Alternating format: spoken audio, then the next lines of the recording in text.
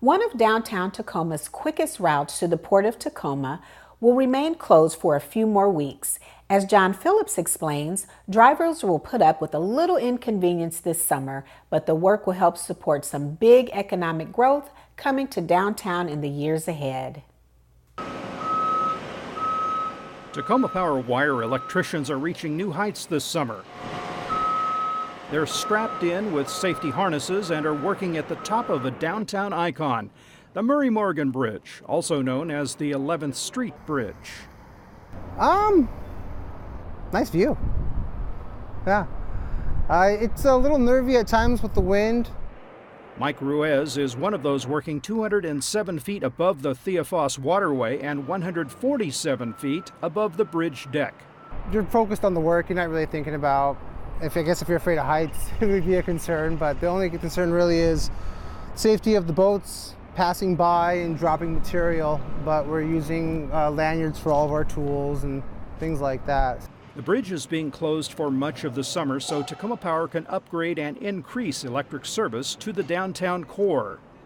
It's rather simple in scope, but it's rather complicated in its how to get it done. The superstructure on top of the drawbridge hasn't been used in years, and it's being reconditioned to connect this substation on the Tacoma Tide Flats to the downtown power system. By using this path, we don't have to dig up streets. We don't have to encumber, businesses like if it was a sewer project or something like that. This is a way for us to get a new source of energy into the downtown with the least amount of disturbance to the residents and the business community of the downtown. The many new residential units along the Theophos waterway and growth downtown of recent years may be a hint of things to come. And Tacoma Power wants to be ready to respond with reliable electric service. So now that Tacoma is getting that economic development as a result of new people wanting to come down here and live in the Tacoma area, not having to deal with the I-5 corridor up into Seattle. So new things are happening here. To prepare for this high-altitude work, crews were given special equipment and rescue training. Summer was picked as the best time to do this because windy days are less frequent.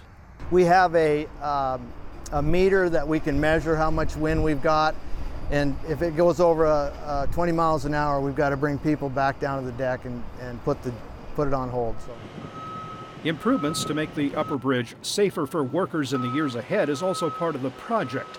Addressing public safety has been a big part of planning this work. Besides closure of the bridge deck, a safety boat is directing marine traffic, so they'll skirt active overhead work zones.